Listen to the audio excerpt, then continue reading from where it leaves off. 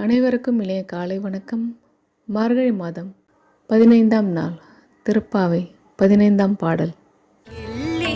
இளங்கிளியே இன்னம் உறங்குதியோ சில்லென்றழேமின் நங்கையீர் போதருகின்றேன் வல்லை உன் கட்டுரைகள் பண்டே உன் வாயறிதும் வல்லீர்கள் நீங்களே நானேதனாயிடுக உல்லை நீ போதாய் உனக்கென்ன